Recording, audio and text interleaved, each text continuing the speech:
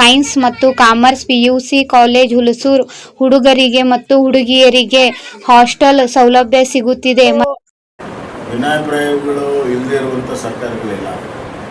ಭಿನ್ನಾಭಿಪ್ರಾಯ ಅಲ್ಲ, ಇಲ್ಲಿ ಪೈಪೋಟಿ. ಮುಖ್ಯಮಂತ್ರಿ ಆಗೋದಕ್ಕೆ ಒಬ್ಬರು ತುದಿಗಾಲ ಮೇಲೆ ನಿಂತಿದ್ದಾರೆ, ಅನ್ಯಾಯ ಆಗಿದೆ ಅಂತ.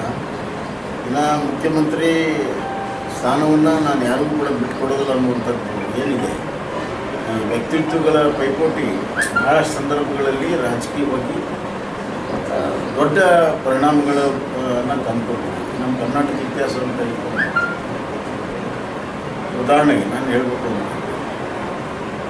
ಮತ್ತು ಮೇಲ್ಮಟ್ಟದಲ್ಲಿರುವಂಥ ಭಿನ್ನಾಭಿಪ್ರಾಯಗಳ ಕರಿಚಾಯ ಕೂಡ ಇಲ್ಲಿ ಬಿಡ್ತೀವಿ. ಯಾವಾಗ ಕಾಂಗ್ರೆಸ್ ಸ್ಪ್ಲಿಟ್ ಆಯಿತು 1949 ಸಿಂಡಿಕೇಟ್ ಆಯಿತು. ವೀರೇಂದ್ರ ಪಾಟೀಲ್ ಮುಖ್ಯಮಂತ್ರಿ ರಾತ್ರೋರಾತ್ರಿ ಬದಲಾವಣೆ ಆಯಿತು. ಅವರು ತಮ್ಮ ಸ್ಥಾನಕ್ಕೆ ರಾಜೀನಾಮೆ ಕೊಡಬೇಕಾಯಿತು, ರಾಷ್ಟ್ರಪತಿ ಆಡಳಿತ.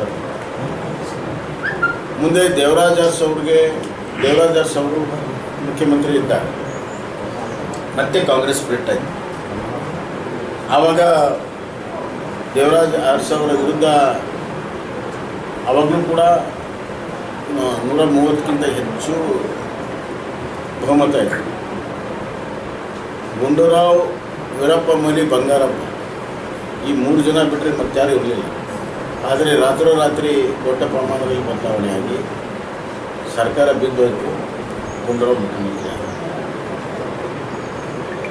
ಮುಂದೆ ಬಂಗಾರಪ್ಪ ಮುಖ್ಯಮಂತ್ರಿ ಆಗಿದ್ದು, ವೀರಪ್ಪ ಮೊಯ್ಲಿ ಮುಖ್ಯಮಂತ್ರಿ ಆಗಿದ್ದು ತಮಗೆಲ್ಲ ಗೊತ್ತಿದೆ ಅಂತ ನಾನು ಭಾವಿಸ್ತೀನಿ. ಹೀಗಾಗಿ ನಂಬರ್ ಇಂಪಾರ್ಟೆಂಟ್ ಅಲ್ಲ, ಪೊಲಿಟಿಕಲ್ ಡೆವಲಪ್ಮೆಂಟ್. ಭಿನ್ನಾಭಿಪ್ರಾಯ ಭಿನ್ನಾಭಿಕ್ಕಿಂತ ದೊಡ್ಡದಾಗಿರುವಂಥ ಪೊಲಿಟಿಕಲ್ ರಾಜಕೀಯ ಮಹತ್ವಾಕಾಂಕ್ಷೆ ರಾಜಕೀಯವಾಗಿ ಬಹಳ ದೊಡ್ಡ ದೂರಗಾಮಿ ಪರಿಣಾಮವನ್ನು ರಾಜಕೀಯವಾಗಿ ಬರ್ತಾ ಇದೆ. 4 ಜನ ಸಚಿವರು, ಕೆಲ ಶಾಸಕರು ಕೇಂದ್ರ ನಾಯಕರ ಜೊತೆ ಮಾತಾಡ್ತಾ ಇದ್ದಾರೆ ಬಿಜೆಪಿ ಜೊತೆ. ಒಂದು ಕಡೆ ಮಹಾರಾಷ್ಟ್ರ CM ಹೇಳಿದ್ದಾರೆ ಏಕನಾಥ್ ಶಿಂದೆ ಅವರು.